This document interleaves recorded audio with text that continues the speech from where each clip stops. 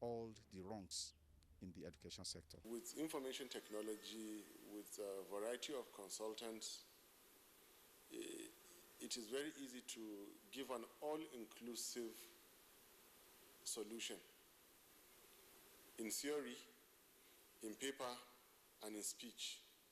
So you should be more interested in the fundamentals that are making those very fanciful, beautiful speeches and strategies not work. If I may deviate a bit, not too long ago there were needs and seeds and leads which didn't leave anything outside, and they were beautifully attended. But if you check, maybe less than 5% of everything was ever delivered. So you cannot fault any government or any leader in terms of their commitment or in terms of what they proclaim they're going to do. You can never fault them. They're going to tell you they will do the best, and as I said, the real problem is, where are the results? Reforming education, according to these experts, is not an easy task, as it has to take care of all the relevant parameters, such as national needs, weather consultations, commitment, reliable statistical data, practicability, sustainability, and the quest for development that will make the reform desirable and useful to the society.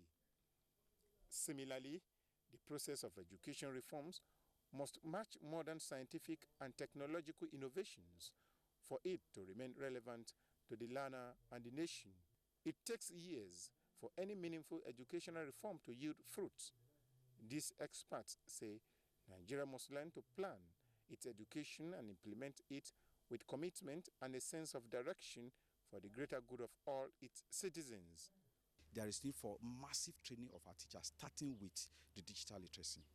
When you move them from digital literacy, teachers require 18 competencies to be able to cope today. Let's ask ourselves, how many teachers in Nigeria can even boast of one of these 18 competencies? The programs are there. And you see, consistency is another thing. You see, the inconsistent will continue to rear itself because we don't have standards. Nothing is guiding the kind of training we expose our teachers to. Even while in the college, while in the Faculty of Education in our various universities, the kind of training they were being given is still tantamount to the kind of training that I was given, because I am a teacher. I got trained. I went to the College of Education. I went to the university. I'm a trained teacher. But today, the teachers that are teaching our children today were still being trained the way I was trained. No, this has to stop. The global standards are there. The professional skills that teachers need to tap into are there. So if a government can come and say, okay, this is a standard, and that standard conforms to the global standards, what is applicable in other lands, it will be difficult for any other minister or any other committee set up or any other person to come around and say, we are doing away with this. Nigeria should move now, should align with the global standard. Number one, investment. Private sector makes investment in education. Now, this must be encouraged, because historically, practically, and even futuristically, the private sector has turned out to be a better manager of funds than the public. When I say that private universities are cheaper than public universities, people tend not to believe, but as a matter of fact, it is true. Add in the time value of money.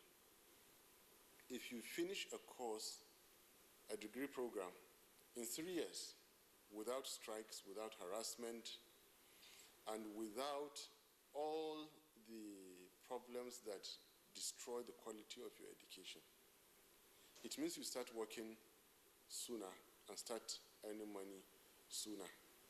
But if you graduate and it means you spend living expenses for 3 years only. If you spend 6 or 7 years, you have spent money on living expenses for 6 or 7 years, 3 or 4 years more. And you have lost the opportunity to earn, which is a big cost, a huge cost. And then when you come out with a degree that is questionable, that is even a greater cost, which you cannot quantify. Experts are, however, of the opinion that not much improvement have been made in the past years, as the sector is still beset with a myriad of problems. They said the federal government has never met the 26% annual budgetary allocation recommended by the United Nations. The highest ever allocation to the sector is 13%, so funding gaps exist. But something new may be in the new draft to address these problems. What are the critical elements of the draft, and how will it help in overhauling the Nigerian education system? What I would advise the government to do is this. Sincerely yours, let us move our teacher en masse to that technology platform. Let us equip all educators with the digital literacy skill. I'm not saying computer literacy. Computer literacy does not have a standard, no curriculum. I am not saying ICT. ICT is very, very broad, general. But I'm talking of digital literacy. It has gotten a standard. You cannot falsify it. You have to prove.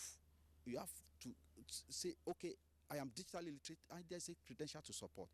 You now be like a teacher, operating in other countries of the world. So that is it. Massive empowerment of teacher. In fact, in the next 2-3 years, if there are 4 million teachers in Nigeria, we should be able to train all and bring them to that comfortable, proficient level in digital literacy. On the side of government, it all comes down to better use. I repeat, better use, judicious use of money. 1 billion naira allocated and voted for staff development should be spent on that. 10 billion naira allocated and voted for building of university. The whole of that 10 billion naira should be spent on building university or a new faculty. Not a percentage of that going to a political party, not a percentage of that going to individuals, not a percentage of that going towards any 15, 19, or 23 elections. The welfare of teachers must be greatly improved. On the side of society, the standing, the social status of a teacher must be reviewed by society. Our work is security and safety. You cannot provide adequate and security without having the knowledge. And most of what we are teaching them is in English. And if you cannot read and write, then you have a challenge there. And even if you cannot read and write and you go out of patrol, you need to write a report. How do you write a report without having the knowledge of doing it? Most of the people that are working in the vigilante group are in the rural areas, communities. And most of them have not attended formal schools. And this is an opportunity for us. This federal government policy on education is an opportunity for us to be part of this federal government policy. It is the hope of many that the draft of another roadmap will give prompt solution to the challenges and problems in the education sector. No doubt, the new roadmap is seen as a courageous attempt to uplift the overall level of education in Nigeria. It is, however, hopeful that the new plan, when adopted and implemented by the experts, will arm Nigerian youths with the skills they require to brace up for the challenges of the 21st century. That's our package for this week. We hope to reach you again next week, God willing. Until then, from me, it's bye for now.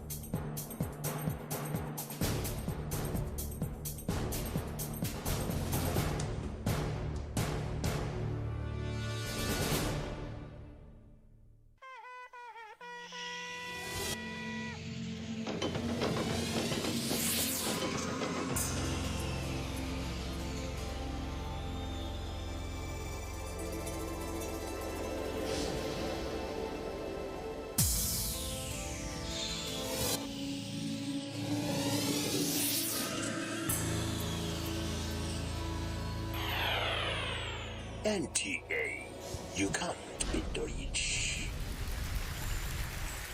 The Actors Guild of Nigeria, AGN, and the Performing Musicians Employers Association of Nigeria, PMAN, presents a joint entertainment investment summit in Abuja. This is the first of its kind in Nigeria, where entertainers come together in one voice to discuss the business of entertainment. The creative industry practitioners and numerous other stakeholders are hereby invited. Special guest, Senator Olubukola Saraki, Senate President of the Federal Republic of Nigeria. Speakers are Senator Shehu Sani, Senator Dino Lilaye, Senator Osita Izunazo, APC Organizing Secretary, Dr. Godwin Emefiele, Governor Central Bank of Nigeria, Ambassador Emeka Ike, President, Actors Guild of Nigeria, Mr. Priti Okafor, PMAN President, Chief Jack Louis, CEO Star Times, and Alhaji Lai Mohammed, Honorable Minister of Information and Culture. The date is November 25th, 2016. The time is 12 noon. The venue is the Sheraton Hotels and Towers, Abuja. Powered by Captain Osar and the Central Bank of Nigeria.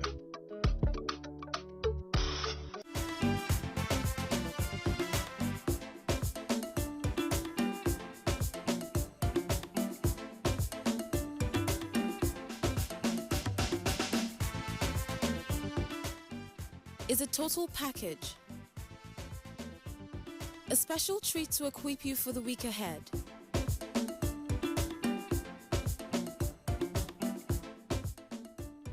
Weekend Deal, 6:30 a.m. to 9 a.m. every Saturday and Sunday. It's all about you. Weekend Deal. You are watching NTA, Nigerian Television Authority. For more information and news updates, visit our website at www.nta.ng, or you can follow us on Twitter at NTA News Now, or you can like us on Facebook at NTA Network News. Stay connected on our YouTube channel at www.youtube.com/NTA News Online. Watch our live stream at www.nta.ng/live. NTA.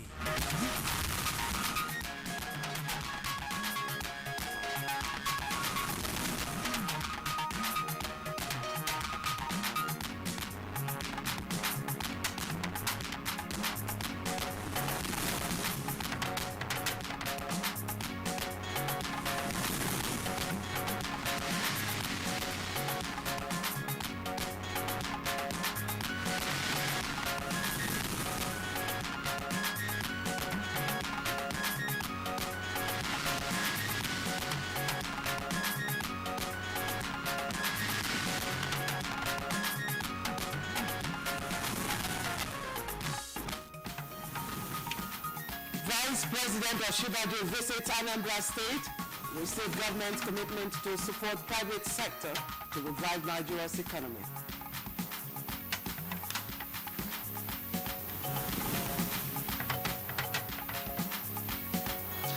Nigeria's economic recovery and growth plan soon to be launched.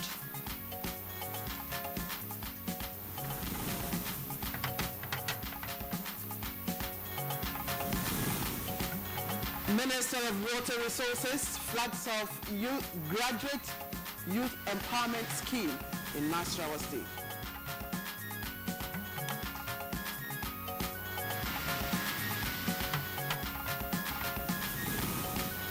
And today on Good Morning Nigeria, we focus on violence against women.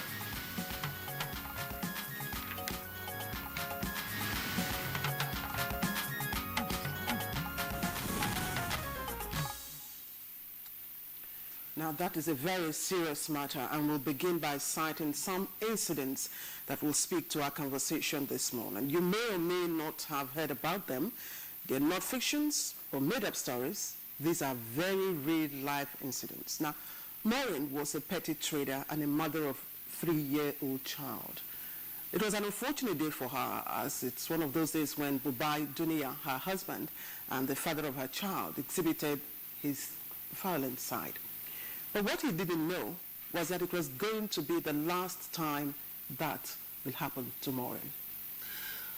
Well, Maureen suffered lots of lacerations on her body, in addition to broken legs, and consequently, passed away. Her husband, Babai, was apprehended by security agents, but 1 year after, the suspect is yet to be charged to court. Now, here is another incident, and this just recently. It's the story of one Ronke, a banker, and a mother of two, again, who was allegedly beaten to death by her husband. It was all over the news media. Now, Ronke was said to have been found dead in her home in Lagos, while her husband was said to have fled from the scene of the crime. Well, Claude, this is one among many cases of violence against women that occur daily the world over. In Nigeria, violence against women is, however, said to be on the increase. And reports indicate that 25% of women in Nigeria go through an ordeal of violence, and every 4 Nigerian women suffer violence in, of course, her lifetime in one way or the other. Now, but the worst forms of them commonly reported on the dailies, of course, newspapers are wife battering, trafficking, rape, acid attack, and homicide. Violence against women cuts across all social, economic, and cultural backgrounds and has serious social and public health implications. According to various reports, as many as 70% of women have experienced one form of physical or sexual or other psychological form of violence, and this is usually from an intimate partner. All right, Kingsley. Now, on the global scale, Secretary General of United Nations, Ban Ki-moon, says violence against women continue to be a low priority on the international development agenda. And, of course, he went on to call for more action and funding to end the pandemic now and once and for all. Well, as it is, you have several pieces of legislation dealing with aspects of violence against women. In particular, for instance, to take a look at Section 34, subsection 1 of the 1999 Constitution as amended, that section relates to the right to the dignity of the human person and talks about slavery and all forms of incarceration that the individual may suffer, except, of course, under the penalty of law. As I said, there are other pieces of legislation, but however, the offense persists. Now, are the laws so weak to serve as a deterrent to would-be violators of women? Well, Kingsley, more and more questions to be asked. Why do men prey on women? Why do some societies now show sufficient concern for the victims? And why is it difficult to punish the perpetrators of these deadly crimes? And of course, how should victims of violence be rehabilitated, and what should happen to the perpetrators? Of course, not forgetting, Kingsley, when we talk about violence, we are also restricting it to women, but we do know, of course, from studies that a good percentage of men, too, are becoming violated by, their spouses. Yeah, that's right. They get battered from time to time, or otherwise, they also suffer acid bath or some form of violence. You have knife attacks against their husbands and so on and so forth. And while the women victims come out, cry out, sometimes, it's considered very disgraceful for a wife or a woman to beat up her husband. In some parts of the country, it's a taboo, if you ask me. That's right. There's no question about that. But discussing violence against women, it's not just a physical form of violence. Perhaps, as some experts have indicated, the more tormenting aspect of violence is psychological, where a woman is made to lose her essence, lose her sense of self-esteem, and then reduced, as it were, to, pardon my word, a zombie. Well, today we will be looking at violence in most of its ramifications on this program. Once again, if you've just joined in, it's Good Morning Nigeria, and it's happening right here on NTA, that's Africa's largest TV network. My name is Claire Adelabo Abdul Razak, and I can tell you we're so glad you could find time to join us. And I'm Kingsley Osadola. I join my colleague Claire and also welcoming you to today's edition of the program, of course, the last for the week. Reaching here, as always, on the NTA. In the course of the program, we have our regular companion segments, business, sports, arts, and entertainment. We also have our correspondent who is in Akura, that's the Ondo State capital. Of course, the governorship election is scheduled for tomorrow, Saturday. we've had a number of decisions, judicial decisions, including the last one by the Supreme Court yesterday, paving the way for the conduct of the election. INEC had said it wasn't going to shift the election, so the election is continuing. We shall take on that subject matter in the course of the program as well. In the meantime, we're going over to the newsroom, and Johnson is our news guy this morning. Hi, Johnson. JJ for short. Hello. JJ.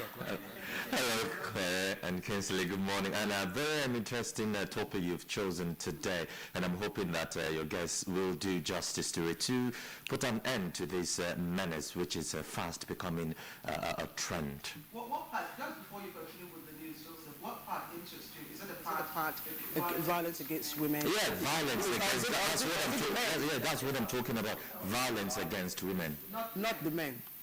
The men too, you know, sometimes like we spoke just briefly before you came into the studio with Kinsley, sometimes the men too are given the same coin, just like the women receive same. All right, let's get straight to the news now. Thanks for joining us. The federal government has restated its commitment to support the private sector to revive Nigeria's economy. Vice President Professor Yemi Oshibajo stated this during an inspection tour of industries in Onitsha and Nnewi, both in Anambra State. President Muhammad Buhari, beautiful to see for myself firsthand the types of industries that are going on locally. And of course, we've chosen to come here first because we know that this is one of the most active places in the country for local industry. We have gone just looking around. It's very clear that this is truly the hotbed of industrialization in Nigeria. To the legislature now, where bills to establish the Nigerian Peace Corps on national unity and Peace Corps have been passed by the Senate. The two bills aim at providing gainful employment to Nigerian youths, which include but not limited to building the capacity of the youth in the areas of creativity, innovation, entrepreneurship, and skill acquisition. Security issues are unfolding in this country. Definitely it requires that we also have a multiple approach.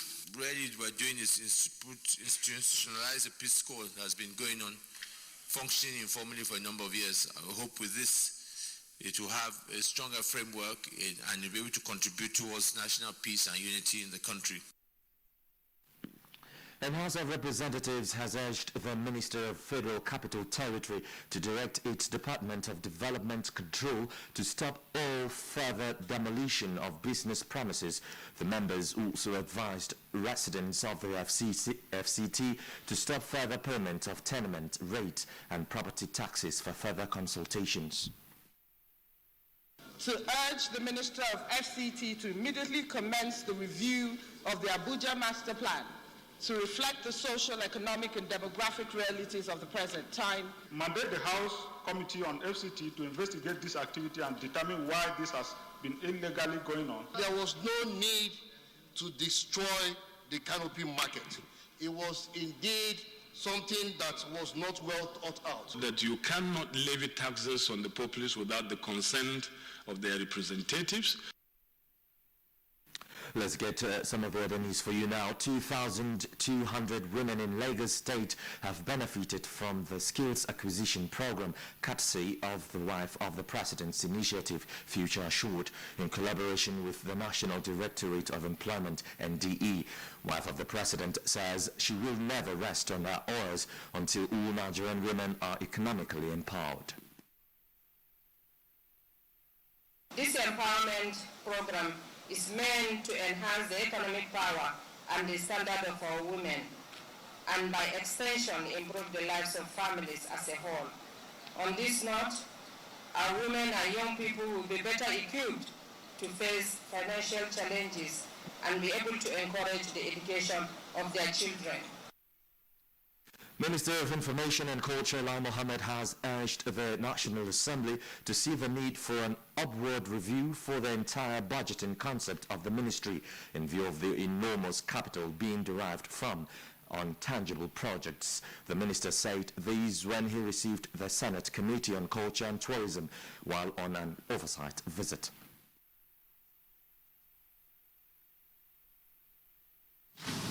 One, the right to even bid to host the United Nations World Tourism Organization for CAP for 2018.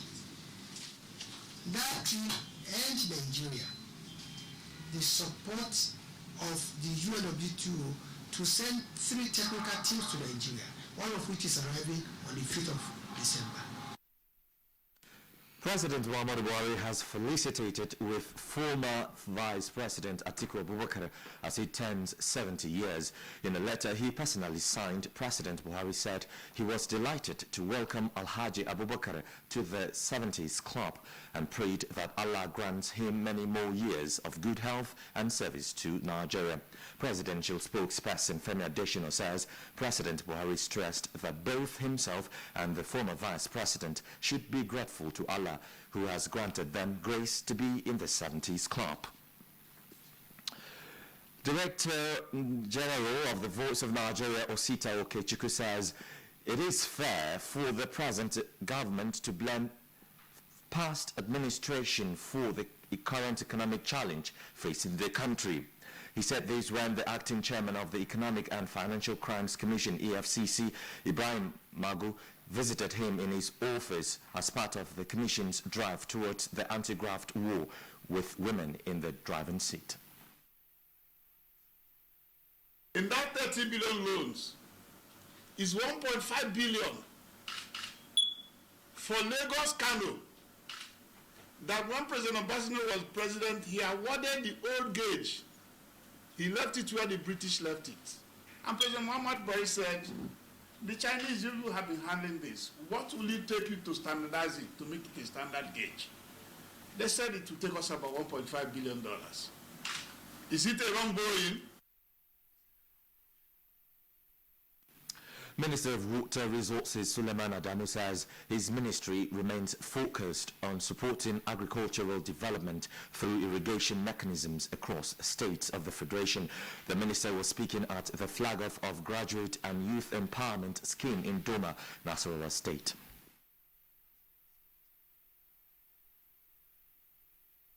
We commenced the revitalization of the River Basin Development Authorities by first developing an action plan and blueprint for them with the aim of restoring mandate and creating job opportunities through irrigation farming and aquaculture.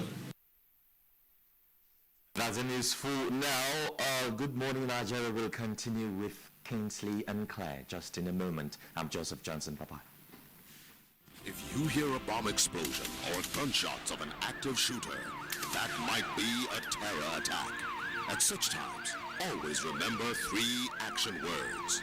Run, hide, report. Don't try to run towards the terror scene to save the situation, because there might be a second bomb blast or another attack.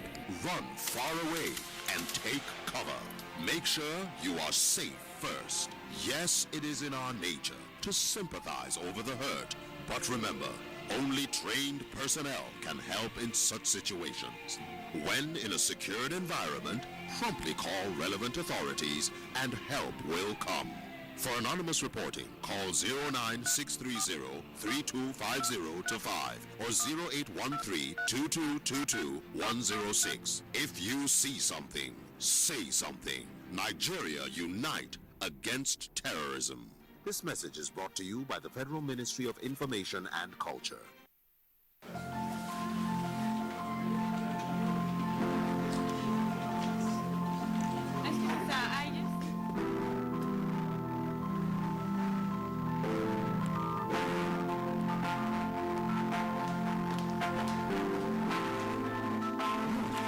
With free basics, one opportunity leads to many. Dial *141# to get Jobberman, Airtel One Touch, and many more without data charges. Only on Airtel.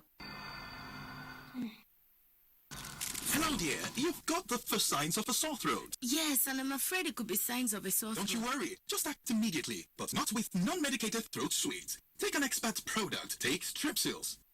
Look at what it does to sore throat germs compared to a throat sweet. Strepsils not only stops the germs from multiplying, it even kills them. Thank you. Bye-bye, sore throat. Stop a sore throat early. Take Strepsils. NTA Properties Investment Company Limited, a subsidiary of the Nigerian Television Authority, specializes in creating comfort in all areas of life, such as real estate investments, that is, land, houses, and office spaces, mast leasing, savings and loan scheme, household items and car loans, and so much more. Other information and entertainment services include Property in Style, a TV program that airs on the network service of the NTA, and also Property Connect, a nationwide magazine. Our priority is to bridge poverty gaps and sustain quality welfare of our clients. Partner with us and watch us help you grow. Pay us a visit today at the NTA headquarters permanent site, Area 11 Garki, Abuja, or our Lagos office at number 15 Awolowo Road, Ikoyi, Lagos. For more information, visit our website on www.ntaproperties.com.ng, or you can email us on ntapeak2000@yahoo.com. Call us on 080-2316-3474 or 080-6939-5185 or 070-3189-0555. NTA Properties Investment Company Limited. The much needed help at your doorstep.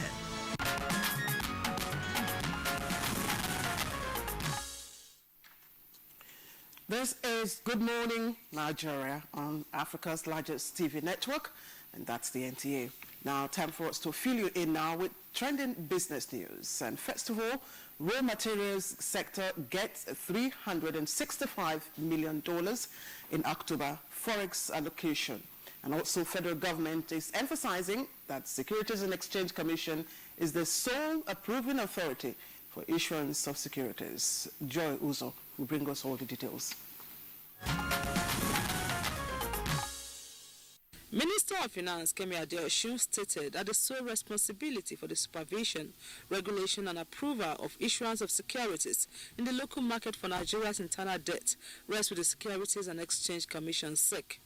The minister stated this in a circular issued in Abuja, in pursuance of its powers as conferred by the Investment and Securities Act and the rules and regulations of the Securities and Exchange Commission. She said the Securities and Exchange Commission shall continue to discharge the responsibility in accordance with the laws.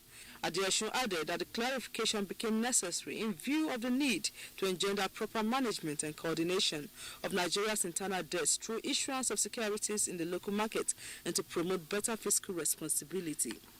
She says SEC shall collaborate with the Office of the Accountant General of the Federation, the Federal Ministry of Finance and the Debt Management Office in carrying out a debt sustainability analysis with a view to encouraging fiscal responsibility by the various tiers of government, thereby promoting an efficient, sustainable capital market which engenders investors' confidence.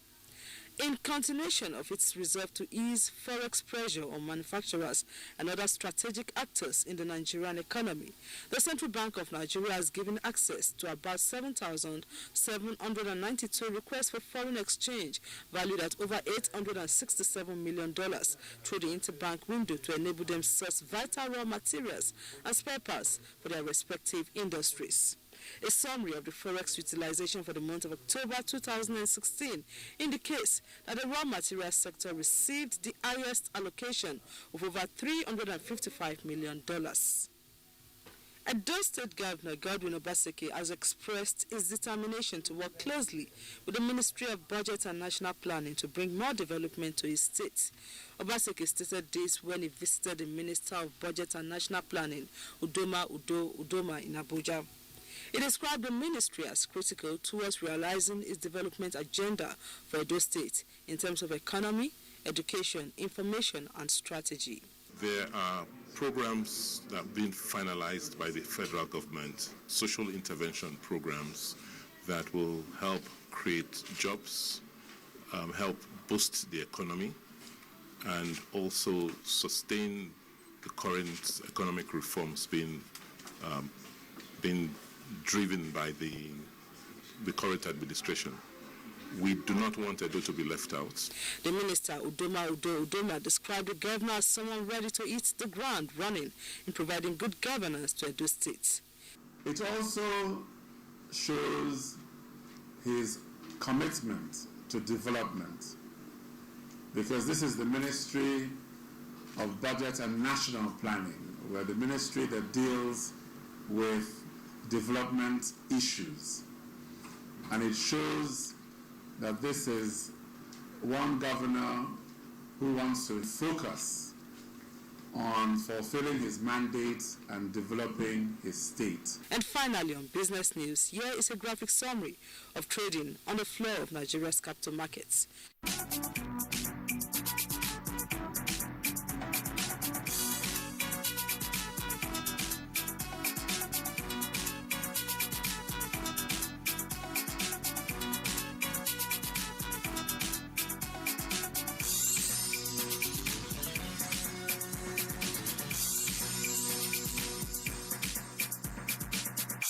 With business news, I am Joy Uzo. All right, thank you very much there, Joy Uzo, for the business package. Up next for us now is a review of the headlines in some of the papers we have with us this morning.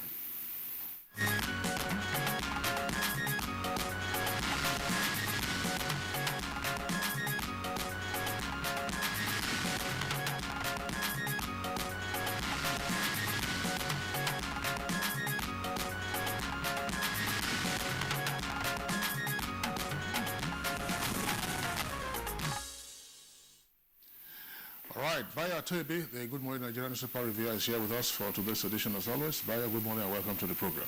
Thank you, Tinsley. Good morning. Good morning, Claire. It's Friday, Baya. Yes, I'm looking forward to the weekend. Good morning, Nigeria. Okay, yeah, let's begin. We have a number of stories on the front pages of the papers. There's a rebuttal from the National Assembly to former President Obasanjo. We also have stories on the economy. Let's begin with the Daily Sun. Daily Sun has as its lead story with a kicker, attack on National Assembly, Obasanjo under fire.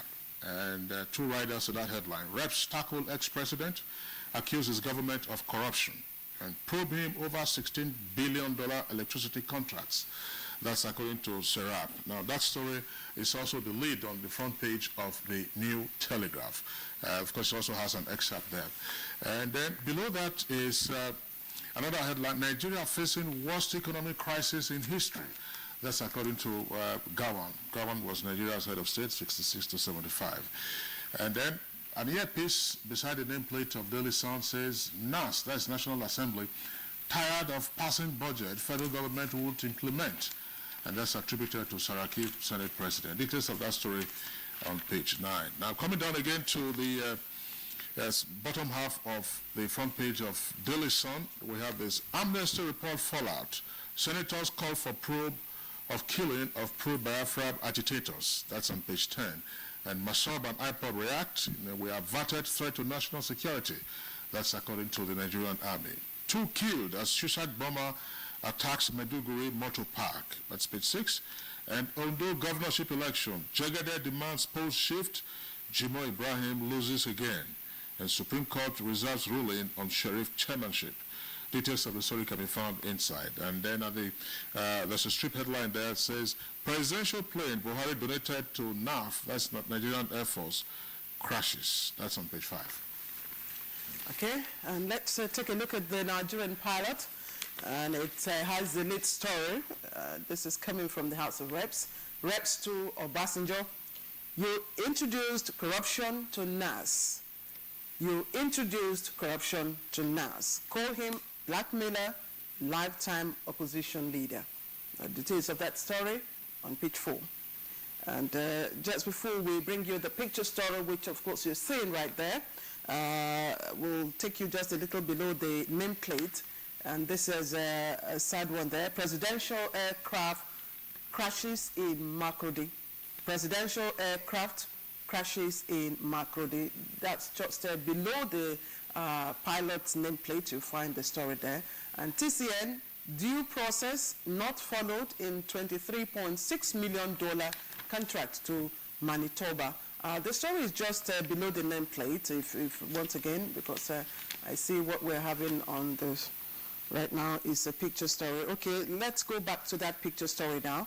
And it's a representative of the Senate President, Aliyu Wamako, and Chairman of the occasion, former Head of State, General Yakubu Gowon, at the Northern Elders Stakeholders Meeting on the economy in Kaduna. That was yesterday. Now, Ondo governorship election, again, Supreme Court strikes out motions against Jagade and Makrofi.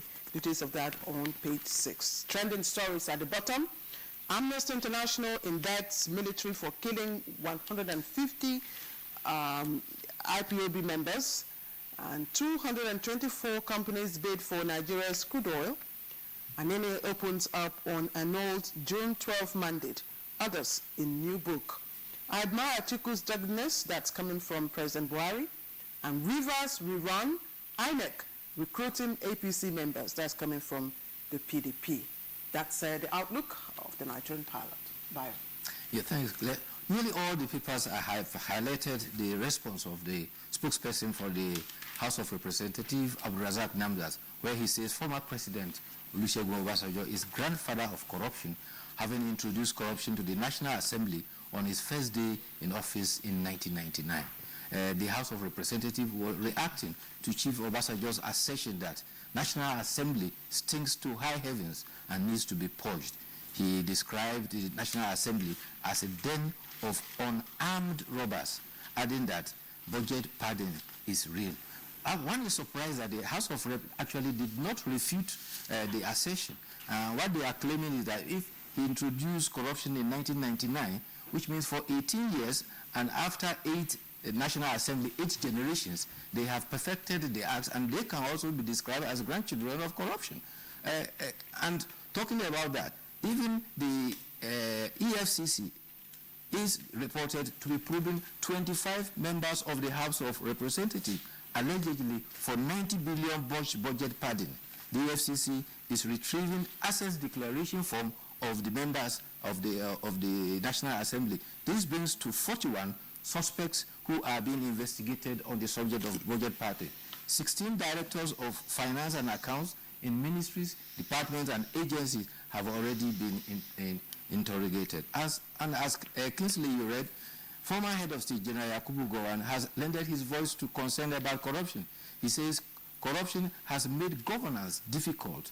Speaking at a town hall event at Kaduna, the former head of state opined that corruption is responsible for the deterioration of the country, of the infrastructure, health delivery, and education.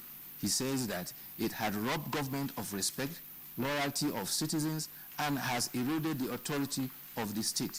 He said, the truth be told, the fight against corruption is a fight that we must overcome. We must win it, and win it decisively.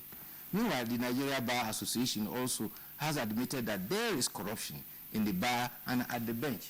Speaking at an opening of the NEC meeting in Minna, the president of the Nigeria Bar Association, Abubakar Mahmoud, said, we are conscious of the decline in the legal profession. Not minding myriads of problems, NBA will continue to be the voice of the voiceless. We will speak for the judiciary and protect its independence and integrity. We will fish out the bad eggs in the system and in accordance with due process and rule of law. The Chief Judge of Niger State, Justice Maria Zokogi, also says that the bench looks up to the bar to protect the judiciary. All right, Bayo, just the Air Force helicopter that crash landed in Makurdi, the photograph is the lead photo on the front page of the New Telegraph. You can see it on its side after the crash occurred. Now, just below that is a headline, many fear dead as troops raid militants' camps. And military deploys 2 fighter jets and 7 gunboats. Details of the story can be found on page 8. And then to the Leadership newspaper. Leadership newspaper will take a couple of headlines from there. June 12th, that's below the nameplate now. We've already read the rep's reaction to former President Obasanjo, so we'll skip that. Now, June 12th saga, T.Y. Danjuma to unveil Anene's autobiography. Details of that on page 9. And the lead story says, anxiety as CCB, that's Code of Conduct Bureau, set to verify National Assembly members' asset claims. And why Senate is stalling on Margot's confirmation, according to their investigation. Below that, below the photograph there is a headline, 2017 budget, Presidency and Senate on coalition costs. Details on page 7. And then, just clear, you have... yes, I have the authority. That's right. Let me just quickly glance through the front page now. Killing of Biafra agitators, that's the lead story. Southeast senators demand probe, and it comes with 2 riders. Independent Peoples of Biafra, that is IPOB, declares 2,000 members killed, 750 missing, alleges 270 undergoing torture. And the picture story, that is that of Minister of Labor and Employment and the Vice President during the VP's tour to selected companies in Anambra State. That's the picture that you're seeing right now. Below that, Obasanjo plotting Buhari's fall, again coming from the members of the House of Representatives, and taking you now above the nameplate. Recession, we need special economic summit, and that's coming from Gowon. The story is on page 8. Ondo polls, Supreme Court dismisses Jimo Ibrahim's request, again on page 8. And in sports, good news for Nigeria as Nigeria rises 10 spots in latest FIFA rankings. Bayo. Yes, Nigeria is now 50 from the 60th position, and on the continent of Africa, we are 6 from the 10th position we were. But talking about the Air Force helicopter that is reported to have crashed, the Nigerian Air Force has clarified that the aircraft did not, the helicopter did not crash. Rather, it had tumbled. The helicopter had landed, but suddenly moved up and then tumbled. Only the flight engineer was on board. He was not also seriously injured, but the extent of damage has not been ascertained. It didn't crash? Yes, it tumbled. It tumbled. You know, helicopter lifts up, and then it propels and goes. And if there is an incident, like it must have happened, instead of going up, it came down on its side and it tumbled. Okay. I see. We talk about the troops operation in Delta Safe. Troops of Operation Delta Safe have been on the offensive. They destroyed militant camps at Okoro-Subene Creek along Burutu River and Wari. It is reported that many vandals were killed in that operation. It is an area that is known as 9,000 Junction. The raid caught the militants by surprise. Quickly about the Supreme Court. The Supreme Court has stricken out the motion challenging the affirmation of Eitayo Jegede as PDP candidate. Meanwhile, Eitayo Jegede also led his people to INEC office in Akure seeking a postponement of the election. His grounds is that he doesn't have a list of the agents, and he doesn't have a copy of the voter registration, and he doesn't have the mandatory 30 days at least that he ought to have had for campaign. Campaign is supposed to stop 24 hours to election, and he had less than 2 days to campaign. But INEC says it is set for the election, and it will give him a list of theirs. Let me quickly finish with this human interest story. 2 boys, 3 years old, had left home. They were going to school. On the way, they were met by a woman who offered them yogurt. They drank the yogurt, and the woman took them away. The teacher at school did not know that the pupils were on their way, did not see them, and the parents had assumed that the pupils were in the school. It was until 6 p.m. before the parents noted that the boys had been missing. A 4-year-old girl who had noticed the incident actually revealed that the boys were giving yogurt. After drinking it, the woman took them away. The police in Masaka have gotten the report, and they have also reported to the headquarters. And Masaka is in Nasarawa State, and they will have to go to Lafia for action to be taken about it. All right. That's a pretty sad one, but also a lesson, to our parents and then to their wards and children as well. When we are never accept any gift from a stranger. Yes, don't speak to strangers and don't even take anything from strangers. Yes, including candies and so what we call sweets. Maya Toyebe, we'd like to thank you for being with us. Happily you didn't tumble in the course of this review. All right, it's Good Morning Nigeria. We're taking a short break. We have 2 items for discussion today, and when we come, we'll start off. Nigerians. Suicide bombers are not spirits. They are not ghosts. They are human beings like you and me. They live amongst us. They are your neighbors. They are your friends today, but terrorists tomorrow. So you must know your neighbor now. Security begins with you and me. Know your neighbor. Be vigilant. Be security conscious. Report suspicious persons, objects, and movements to the police and other security agencies. The security of our nation is a duty for you and me. If you see something, say something. Nigeria, unite. against terrorism. This message is brought to you by the Federal Ministry of Information and Culture. Germs, oil, and dirt cause blemishes and uneven skin tone. You need Dettol Even Tone. It removes 99.9% of germs and is formulated to remove excess oil and dirt, helping to reduce blemishes. Dettol Mom. She only trusts Dettol Antiseptic Liquid to kill 100 illness-causing germs, and it's recommended for cuts and scrapes. Worry less and love more. Don't just be any mom, be a Dettol mom. Dettol, be 100% sure. Abuja Carnival. Unique. Captivating. Enchanting. A show of unity. A celebration of culture. An unrivaled cultural experience. The best cultural party ever. Miss it? You miss it? You miss it. You miss it. You miss it. You miss out. Be there. Abuja Carnival 2016. Theme: the creative industry. Pivot to economic growth. Destination: Abuja Capital City. Date: December 3rd to 6th, 2016. Abuja Carnival, a truly national carnival.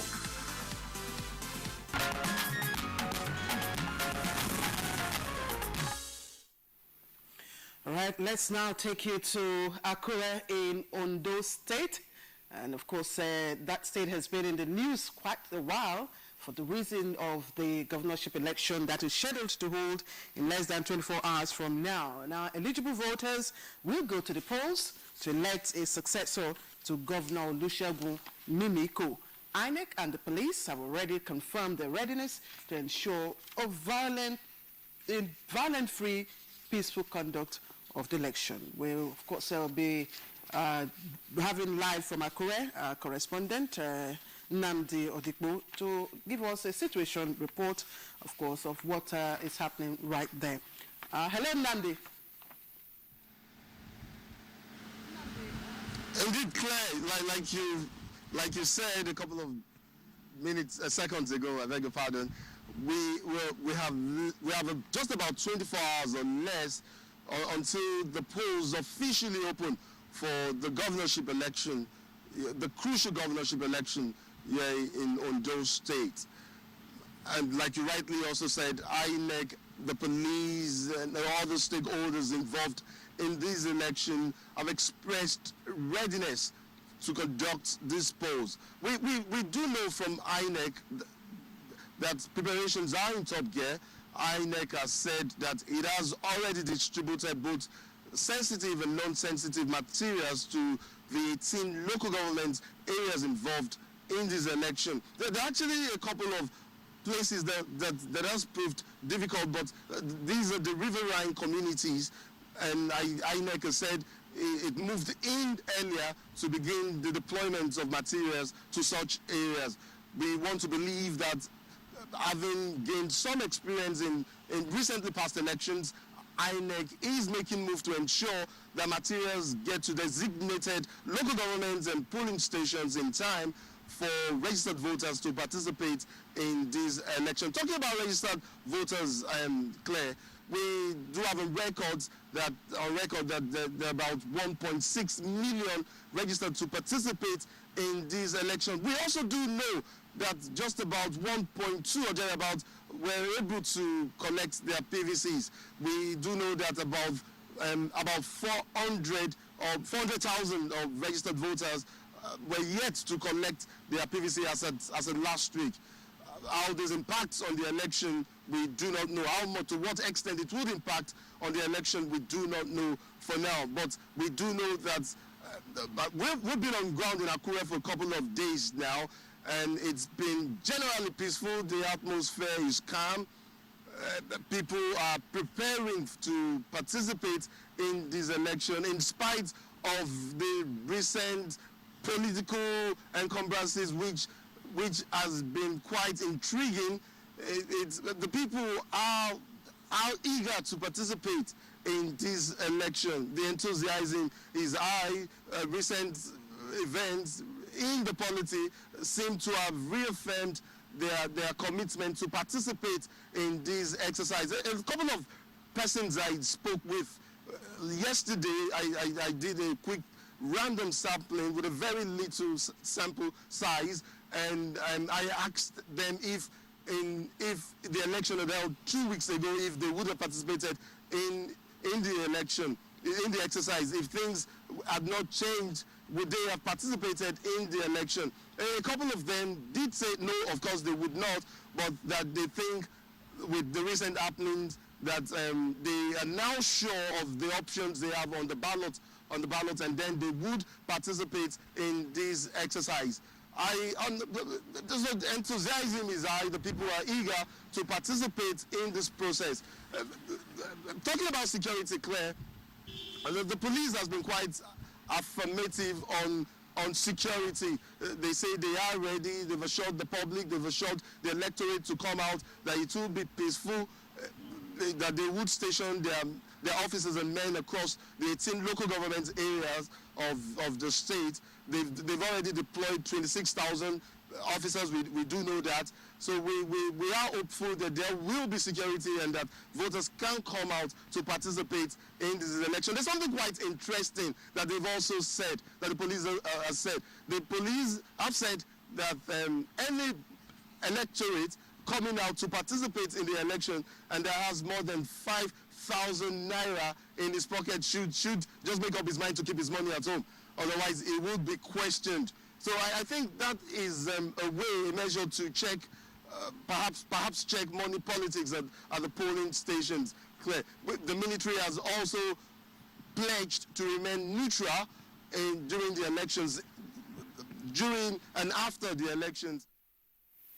Namdi, thank you very much. I mean, you've touched on some of the points that we would have asked you. You just spoke a moment ago about attempts to stave off vote buying that we saw in some of the recent elections. But is there a much clearer sense now, following the decisions by the Supreme Court and the Court of Appeal, as to who the clear candidates are? And if there's that sense, has there been, as it were, more reassurance amongst the potential voters that, because we saw some protests, earlier in the week, we saw some demonstrations. So is there some clarity now as to who is being voted for and so on and so, particularly with regard to the PDP, which is the ruling party in the state? Yes, indeed, Kingsley. It became even much clearer yesterday, and especially for supporters of the PDP. We saw a deluge, we saw a crowd of PDP party supporters march with the recently reinstated PDP candidate to the state headquarters of the Independent National Electoral Commission just only yesterday. His mission to INEC was, first off, to request that his name be officially published on the INEC website as the authentic candidate of the PDP for this exercise. He also did request that the names of his party agents be published as the authentic party agents to participate in this exercise. Kingsley, like I referred to earlier when I was speaking, I did say the recent happening has given supporters of these various parties, has made it much clearer for them, has made their options, I beg your pardon, much clearer for them. So I think they now have a sense of the options they have on the ballot, who they are indeed voting for, and this is likely, very likely, to impact on the exercise come tomorrow. Let me again ask you one question. We heard that the PDP candidate that was following yesterday's report is also asking for, postponement, so to speak, of the election. Apparently, there seems to be no strong push for that coming from that party. Is there? Well, we do know it's not just the PDP that's been clamoring for the postponement. There are dozens of other parties involved in the move to have the exercise postponed. For the PDP, we can understand what their arguments are, or rather we do know, we're clear on what their arguments are. They're asking for more time to campaign. because the argument is that their candidate, in accordance with the law, has not had sufficient time to campaign for this election. Nandi, just before we sign it off, if we're talking about campaign, what sense have you been able to glean? Have the candidates of other political parties that, as it were, in opposition to the ruling party, have equal or reasonable access to state-owned media in the course of the electioneering?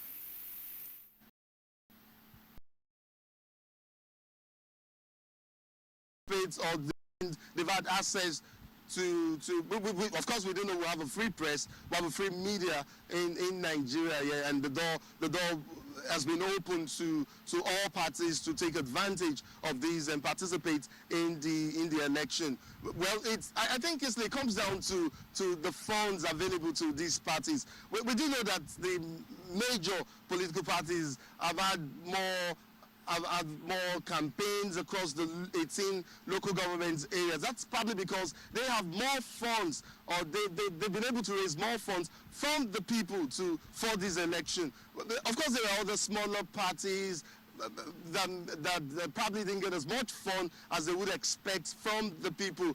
These, of course, impacted on their level of campaign, on the assets, on the amount of perhaps campaigns advertisement that they placed on the media. I think it comes down to the funding predominantly, Kingsley.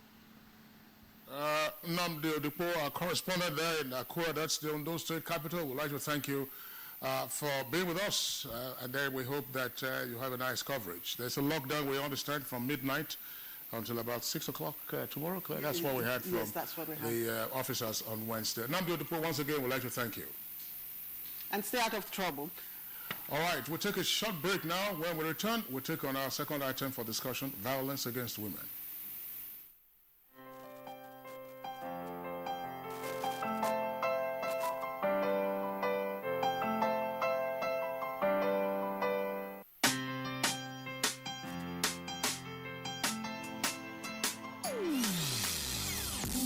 Hear the call of change, stand up. Change is here and it's going to stay. Change begins with you. Oh yeah, make we go. Go to force, so let the change begin from within.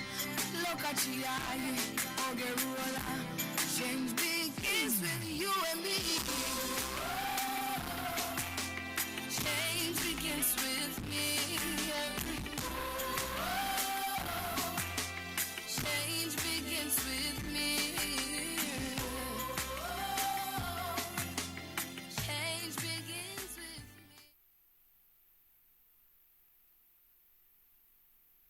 me. People think it's the ever-changing weather during Harmattan that makes them sick. Actually, it's the germs. Dettol protects from up to 100 illness-causing germs, including flu. Does your antiseptic liquid kill the germs that cause flu, diarrhea, typhoid? Dettol does. Dettol provides 10 times more protection versus leading competition. So why take a risk with your loved ones? Flash! I have gone! Yeah, sent to check. I don't carry on gone. I should tempo flash. How like this? Flash, I don't die. That's him. Hey, if you move, I shoot. That man at the smoke and something. But I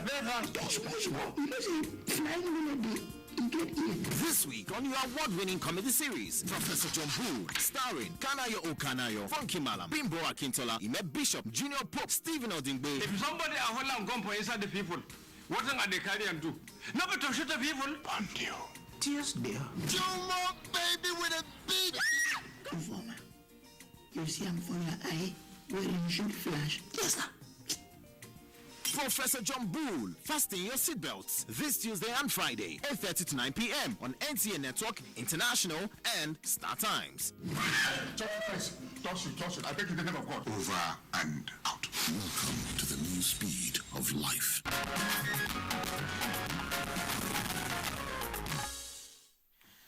Right, this is Good Morning Nigeria. We're back to our main conversation, and that's violence against against women. Now, reports show that gender-based violence has continued to increase over the years in Nigeria.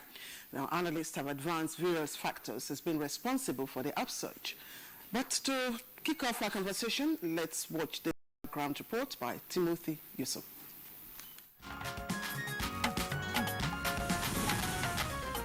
Gender discrimination and violence against women are global phenomena as old as human history. Violence against women in Nigeria is a problem as in many parts of the world. It takes many forms ranging from physical, sexual, and psychological. Report shows that violence against women is widespread with no signs of reduction. For now, as 25% of women are reported to be experiencing domestic violence. The worst forms of them are battering, trafficking, rape, acid attack, and homicide. Gender-based violence is considered a serious social and public health issue, and it cuts across all socio-economic and cultural backgrounds. Violence against women is contrary to fundamental human rights, equity, natural justice, and good governance. Perhaps it is in recognition of its devastating effects on individuals and the society that the Nigerian Constitution frowns at it. In spite of this specific provision in the nation's grand norm and other legislations targeted at stemming the tide of gender-based violence, the trend continues unabated as hundreds and thousands of women are brutalized in their homes and on the streets each year. Over the years, few cases of these violations were reported to the security agents and virtually no serious punishments meted out to the perpetrators. Some analysts attribute the development to high level of poverty and socioeconomic challenges. The fear of financial insecurity has made most women embrace the culture of silence even at the face of great danger and death threats in situations of domestic violence. UN Secretary General Ban Ki-moon called for more action and funding to end the pandemic now and once and for all.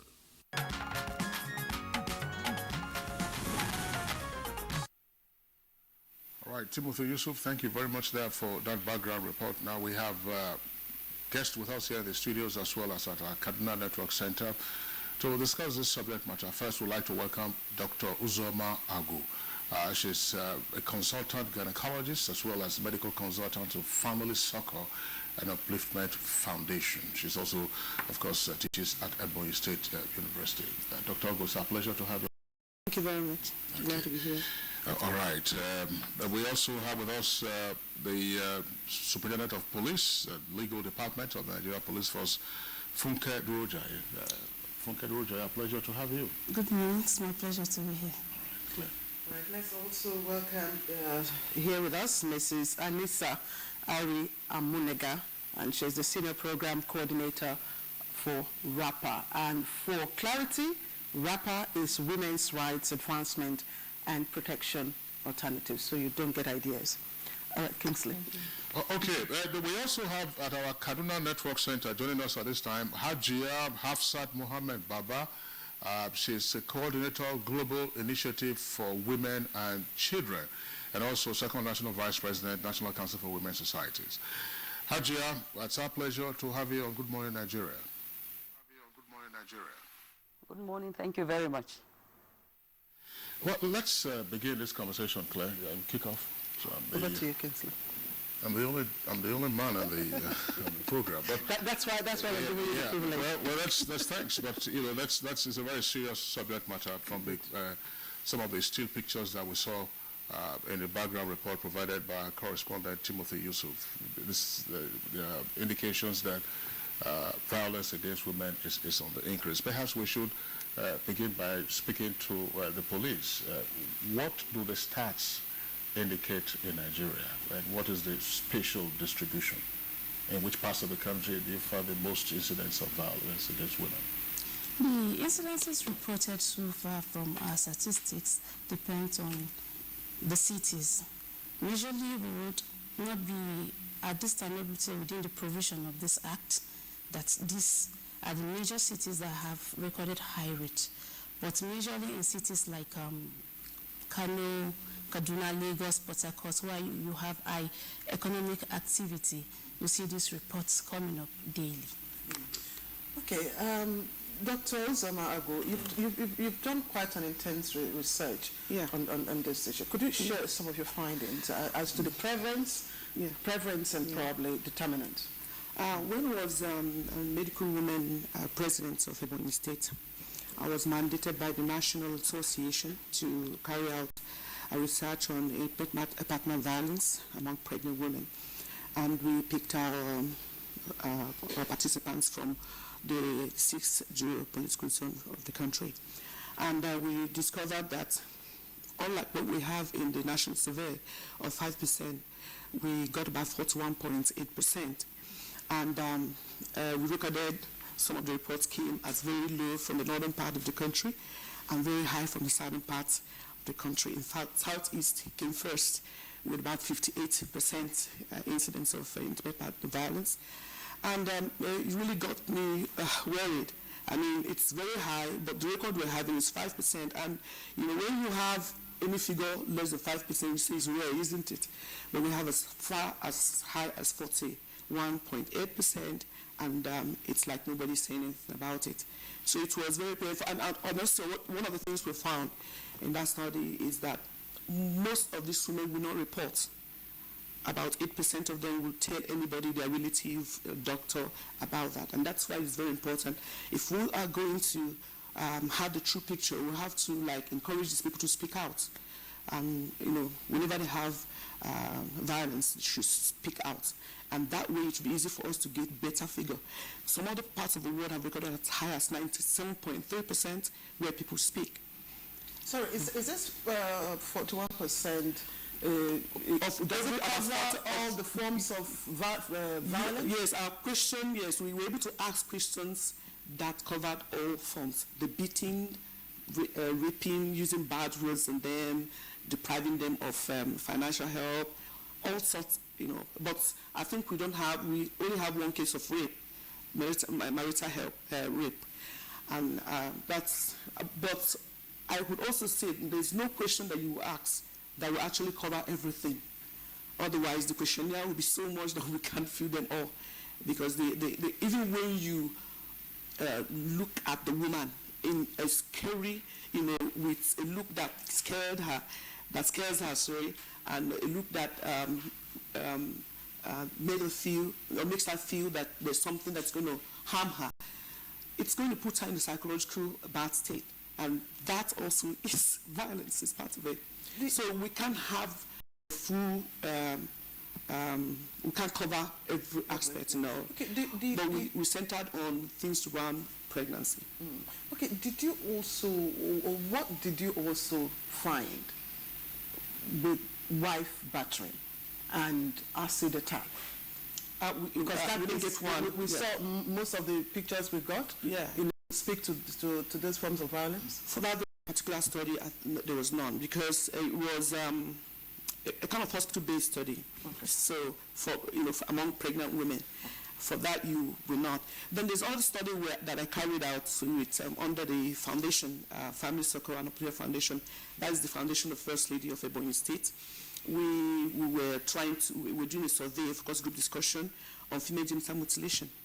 And which I think is very important I mention here. We happened to be the second, everybody's saying it. And then during this survey, we found out that truly this is still happening, despite all the campaign against it. But there's something that is beginning to take over the effort to stop it, and that is massaging the clitoris. It was one particular participant, a man, described how he massages the clitoris of his children. One of his girl's child was massaged until the clitoris became atrophic. And I started wondering, where do we draw the line between circumcision and child abuse? So that's a kind of violence that it's coming up, and I think we should fight it. All right, thank you very much, Dr. Uzama-Ago. Let's get the views now of Mrs. Aria Munenga. Mrs.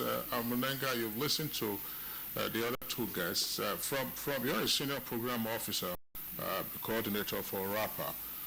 What is it that your organization has found with regard to violence against women, and what are the various forms of violence that are being reported and those that are not being reported? Okay, thank you. First of all, I would say my organization exists to provide social justice to women. And we work across women who have been violated in different ways. We have spousal battery, spousal rape, rape of minors, non-compliance to child custody, lack of maintenance of the wife after divorce or separation. And we have clients who work into the organization, a maximum of 10 clients walk into the organization every day, coming to complain about one form of violence or the other. And it's really appalling at the spate of violence against women. We have actually clients come in from within the Abuja metropolis, but we have complaints because we have a structural presence in the 22 states of Nigeria. We have complaints from the states too, and our lawyers work with the other, with some of our staff in the other states to address the issues. We have complaints of rape, especially of minors from the states, and women come into the organization complaining about battery. You see them hurt, you see them disfigured, and it's really disheartening. Well, sorry, let me follow up with this question, and I'm sure that I will return to the other guests to also speak to this. When is a spousal disagreement classified as an instance of violence, whether verbal abuse or fisticuffs? I mean, if there is a fight that breaks out on the home. Yeah. The husband is unlikely to come to report to you, by the way, unless, of course, he was battered to pulp. The section 44 of the Penal Code states that violence, states that wife battery is allowed by the husband as long as it does not amount to grievous hurt. And 241 of the Penal Code also states that it must be disfigurement of the face, loss of eyesight or hearing, or any kind of disfigurement of the woman. So, why would we have to wait for it to get to this extent before such acts is being criminalized? So most women who come into the organization, they are already hurt, and even when they are not hurt, we define it as violence. We don't have to wait for it to get to such grievous hurt before we see it as violence against the woman. Yes, that particularization or categorization is with regards to the penal code. Yeah. But we do have our laws, that forbids any form of violence against women. Yeah, the violence against, that's why the Violence Against Prohibition Act was passed, because it cuts across different sex, violence against male or female, or even children. And Violence Against Persons Prohibition Act actually spells out that those kind of things constitute violence against any human being. So this act has been passed, and BRAPA was in the front burner towards the passage of this act, but it's yet to be enforced. We're yet to find persons who have been persecuted.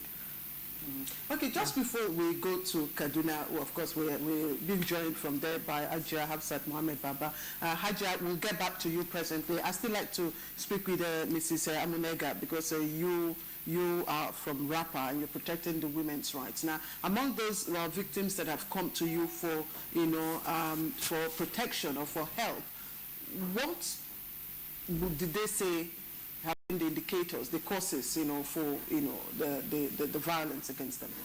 What are some of those causes?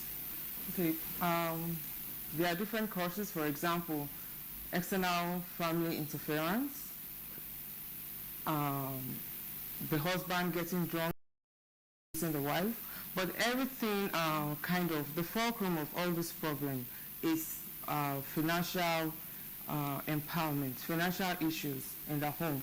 The woman probably goes out and tries to make ends meet, and the man just sits at home, and she comes back home very tired, and she gets to prepare the meals and everything, and the man opens his hands and says, let me have your income for the day, and probably she refuses and he starts beating her. The other side of it could be payment of children's school fees or home maintenance, and the woman knows the man is earning money but he's refusing to bring, leaving the sustenance of the home for the woman, and when she rises against it, she gets beaten for it. All right, thank you very much. Again, we'll come back to you in the course of this conversation. I'm not playing the ageless advocate in this, but there are also instances, Dr. Algo is laughing, there are also instances, we know the kind of economic situation we are facing now. So if there's a belt-tightening regime on the home front, and of course, if the woman decides not to tighten her belt, that could cause some tension, and of course lead to something else, which is not to be encouraged by them. But let's go over to our Cardinal Network Center. Hajia Hafsat Mohammed Baba, of course, you've listened to the other guests. What is it that you have apprehended in terms of violence against women, causative factors, for instance, as well as the various manifestations of violence? Various manifestations of violence also, we should not forget about the culture and the tradition. Some people hide against that to actually perpetrate this act. At the same time, apart from this domestic violence, I want to also move to a little bit to also our young children that are also being exploited in our schools. We have cases like that here in Kaduna where, they are sexually violated and so on. And we have also reports from our young ladies in the tertiary institutions that they are being exploited, they are being harassed, they are being intimidated, they are being subjected to so many different, gender violence. Most especially as, they're reading towards their exams. The lecturers will come out and say, if you don't do this, you're not going to pass your exams, you'll have a carryover and so on. So we have all such things. And apart from that, working in the community as well, we have come across, women that are not actually ready to speak, but they are being subjected to this domestic violence. As a result of, as you've said, the economic hardship, sometimes the men are a little bit lazy, they don't want to go out to look for a source of livelihood, and when the woman asks for, some little money for the housekeep, it results into a thorough beating. So we find out that this has been increasing by the day. And don't forget that we also experience this insecurity, the IDP camps, where you find out that the women are being taken advantage of. Most especially they are refused food and other source of livelihood. They are being asked, for some satisfaction one way or the other. So we actually also have such violence, against these women, and they also come out to say it. But the problem is that majority actually at the community level, I still insist at the community level because of lack of awareness and sensitization. Maybe it doesn't reach up to that level. You find out that they don't want to come out and talk because of the shame, or sometimes because of family relationship and so on. So you find that it is actually on the increase, most especially at the community level. Hajia, what would you say is the cultural perception of violence against women? Let's take a look at it from, the northern perspective. You say cultural. You see that people look at it sometimes that if you're being beaten by your husband, you're not supposed to talk, or you're not even supposed to go and even complain to your parents. You're supposed to keep quiet, and just swallow it. So that is why, they said that the man is the superior in the family, he is the breadwinner, he is the head of the house, so whatever he says, that is the right thing. You're not supposed to challenge the man in the house. So that kind of attitude actually, exacerbates this kind of things that, the man, eventually sees the wife as a slave. As he's the master, she's the slave, and whatever he says in the house, that is what it is. She's not supposed to challenge him. So they use culture and tradition where it suits them. Actually, that is how it is. Hajia, let's pursue this aspect of culture, perhaps as a foundation for some of the forms of violence that we see from time to time, and what you just spoke to. In a marriage, there are some cultures that will prescribe that for the groom to be eligible to take the bride, he has to go through some ordeal, usually flogging, severe flogging. So that shows that he's a man. And then he gets into the home. If he's a man, he comes with a superiority complex, according to the arguments by some others. In some other cultures, the question that you have to empty your entire treasury to show that you have the wherewithal to look after our daughter. And therefore, he comes in, with a superiority complex. Is there a sense from your studies and from your surveys that these root causes have sometimes been addressed or not been addressed? To say, look, if a man has, invested so much, either in terms of the punishment he earned, to take the wife, the hand of the wife in marriage, or, having to download his entire treasury. Is there a sense in which some of these things have been the underlying causes of the kinds of violence we find in the marital home? If a man pays a dowry or he, spends so much money on the wife, he feels that he owns her. She doesn't have a right. So not having a right of, expressing yourself, not having a right to even, discuss issues with your husband or, somebody you're married to, not even having, time to say that, okay, this is a situation where we need to sit down and address it, either, concerning our children or concerning, your relations and so on. There are certain things that it's a no-go area for the wife. You don't talk about my family, you don't complain about them. Whatever they do to you, you just have to take it. After all, I've paid the dowry, I've paid so much, on you, and so on. So he felt that is also, a green light for him to actually, molest her and treat her the way he feels like. And don't forget that there are also families that, are a little bit, let me say, greedy, and they are only after, what they are going to get from the man. So the man actually, gives them a whole lot of money, and he solves all their problem. So by doing that, the woman doesn't have the right to complain, because they will just tell their daughter that, look, you don't have the right to complain. After all, the man has taken care of you, has given you all what you need, and so on and so forth. So there is no listening ear, to this lady or to this woman in her marriage home. So that is why you find that, little by little, when she's not being listened to, you find out that the man continue to, from, verbal abuse, it will also go to physical abuse. All right, Angela, thank you. Claire, let's return to the Superintendent of Police, Funke Duroja, of the Legal Department. Now, let's deal with, I would like you rather to respond to what you find in the public space. That where you have incidents of violence against women in particular, that's what we are discussing. And the victim goes to a police station to lay a complaint or lodge a complaint. I hear a report that oftentimes, rather than being treated as an offense, prima facie, it's often reduced to say, okay, it's a civil matter, you people just go home, maybe go meet your husband, maybe just talk over it, X, Y, Z. Why do some officers tend to have that attitude rather than regarding it as a matter that ordinarily should be incidental and then follow through? What I want the public to understand is that the police, apart from being an investigative body to prosecute and prevent crimes, we own each family the responsibility to mediate. The first point when such report comes is that we try to mediate. And having mediate, if the parties can't really come together and we perceive that allowing the parties to go back to stay is going to cause loss of life or hurt to anyone, the investigative officer would make further steps to ensure the person who is the victim who have come to report is being given accorded our rights. The situation people will go to say we don't take these offenses serious is not as it used to be. I give you an example.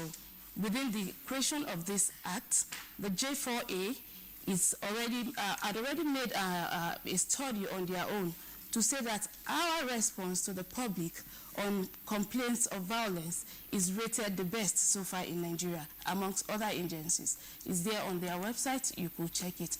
So it goes further to say that the initiative of the Inspector General of Police to ensure that the implementation of these provisions are being followed as expected when prosecuting, when investigating, or even when gathering intelligence is being followed stricto sensu. So at the first level, when the police will advise, is just to make sure that the family unit does not break down We must also be conscious of the fact that crimes goes high when there is a breakdown within the family sector. So it is our responsibility when you come to report, we advise you. But once you insist that you want prosecution, you want investigation into these matters, definitely the investigating officer will take every step to ensure you have your rights being protected, you are being protected, and that's why we have various sectors within the Nigerian police force all over the nation, all over the division, even to the level of the outposts. We have where you can lay your complaints and we will listen to you.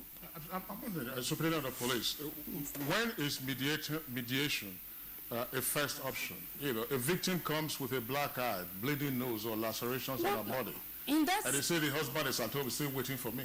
No, in that circumstance, we do not mediate. The person goes to the hospital first, gets medical attention, and another body of IPOs is sent to the home to arrest whoever is involved, indefinite of your status or wherever you are. And in most cases are recorded that police take measures. Even in the recent time, the initiative of the IGP to have intelligence on streets. These are what most people do not take cognizance of. On streets where we have people noting that these offenses occur at busy hours. We have that information, we have that record, and we have observed through our intelligence-based gathering that these incidences all over the nation, especially in economic busy areas, that these offenses occur when people are in their place of work, when people are pay less attention within the communities when it comes to minors. But when it comes to husband and wife, of course, we attend to them, especially with the creation of this act. Hardly will you see an IPO referring such matter to be a family issue or advising that you should go to settle on your own. You scarcely find that in our divisions now. Okay, well, it used to be the case. No. Like I said, we should be able to separate the situations. If the situation calls for immediate action to prevent further occurrences of that offense, we take steps to take the person to the hospital first. What might that situation be? It depends on once the victim comes to the station, your appearance to us give us an idea of what you're already going through. So it is pertinent on the IPO or whoever is attending to you to take discretion to take you to the hospital first, where that is the first step to take. Where it is a complaint of threats, where we have measured from the facts I've had before us that the situation have not gone beyond going to arrest your husband. And we invite the party, please. We do not say your husband sit at home or whoever the culprit is and advise you. The IPO will take steps to go arrest or probably invite the person to the station. We go beyond cutting across protocols. We go beyond saying you would not attend. Once your wife is an issue, indefinite, whether uniform person, no uniform person, classes of individuals, we intervene immediately. Okay, Kisley, let me throw this question to Mrs. Amonega. Mrs. Amonega, we know that the violence against women, bill became a law just a year ago. I'm right. Now, since then, how much of victims have, taken advantage of that law? Okay, Violence Against Persons Prohibition Act, not Violence Against Women. Yeah. This law has been passed, like I said earlier, but it's yet to be enforced. And we're trying our best as an organization, as a coalition with other women organizations, to push for the enforcement of this law, because some cases have gone to court, and backing with the VAP Act, and some of the lawyers have said that they don't know what the act is all about, and these cases were thrown out. So it's a huge challenge for us as an organization working towards the elimination of violence against women. Do we also have issues with women themselves, having a different perception about violence meted out on them? When you say different perception, like do we also have women who say the blame? Yes, who accept violence on them? Yes, the fact that most women are silent about it means they accept it. I mean, there's a saying that the limit of an oppressor is as far as you permit. So when they keep silent about what happens to them within the four walls of their home, it's indirectly saying they're accepting what's happening. And there are some other women who believe that the men have the right to hit them. And we're trying to create awareness around this, that you have a right to speak up. You don't have to be you don't have to go through such violence because your culture says yes, a man should hit a woman and all that. We know under the Islamic law, it's stated that a man can discipline his wife with the hem of his garments, not with a whip. But men interpret this differently, and they say, okay, it's written that I should discipline my wife. So he picks up a cane and he hits his wife as if she's a donkey. So it depends on the context. The interpretation in the north is different from how women in the south or in the east, perceive or take it. Dr. Ago, sorry, Kingsley, I see the expression on your face tells me you have a different. Yeah, like she just said, from our study, we discovered that actually women from the northern part of the countries, of the country, accept, the battering as a normal thing, as a sign of love. Some of them are humble. They accept it as, a sign of humility to whoever is, letting that out on them. In the southern part of the country, it's not like that. They're more likely to, not accept it as something that is bad. The fact that they're not speaking, it's not necessarily a proof that they accept the battering. Sometimes when you report, the battering increases. So to protect themselves, they keep quiet. To protect their children, they keep quiet. To remain in marriage, they keep quiet. Not because they don't know it's wrong. And so if we are going to get those people to speak, the affected women to speak, we must provide protection for those that are reporting. We know in developed countries we have homes, that you can run to and be protected. I've not seen anyone around where I stay. I don't know if we have that in our country. But once you complain for some women, that is the end of their marriage. Some of them are not empowered. Some of them are very poor. And all they have is the man. So that's why you saw the expression. The fact they are keeping quiet, it's not because they don't know it's wrong. It's just because they're also afraid of what's going to follow. What has happened. Dr. Agua, let's take this also from the psychological, medical perspective. Because violence, some studies indicate could be ingrained, embedded in the individual's DNA. And some commentators have also tried to suggest that it could be victim instigated.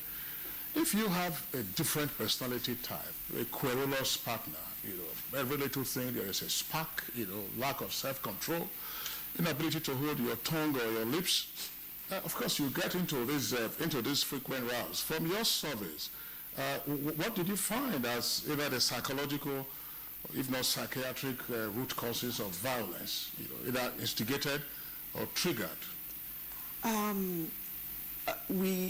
I've never looked at that aspect, but we know that from the studies that, from the one we did, that substance abuse, taking of alcohol is one of the things by the partner. It's one of the things that increases his risk of that behavior. And then people that have parents, or somebody that have watched the father beat up the mother all his life, will end up doing the same thing. People that have been, that have been battered as well, grow up, hating the world. And of course, in everything about the personality, will also be influenced. And I want to say this, I've always said this. What is happening in the world where we have children stabbing their fellow children may not only be from what they watch on TV, but may just be that this child grew up fed with tears and breast milk. And so if we want to make the world a better place, we must recognize the contribution of nurturing our children in an environment of violence. We've not looked at the DNA, and that should not be an excuse to violate a woman. People must learn to control their anger. People must learn to appreciate the woman not as a property, to appreciate the woman not as an object to satisfy what you came from outside. You know, maybe somebody angered you from outside, and you just come back home and discharge everything on the woman. We must learn that women should be loved. Okay.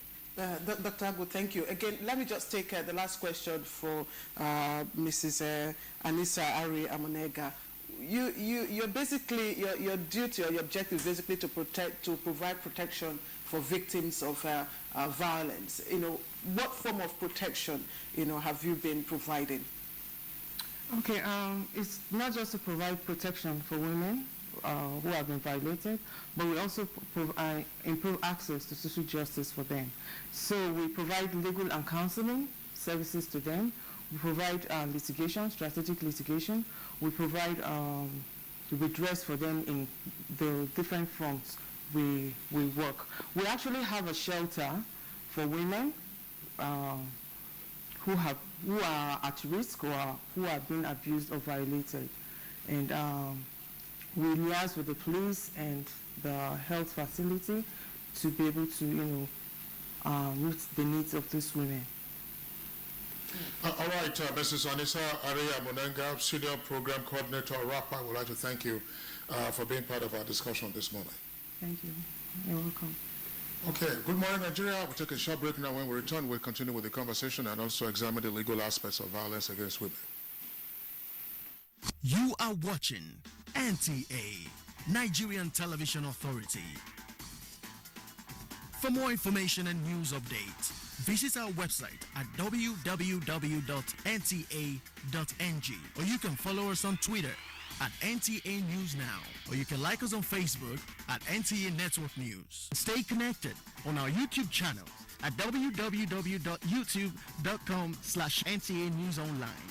Watch our live stream at www.nta.ng/live. NTA, you can't beat the rich.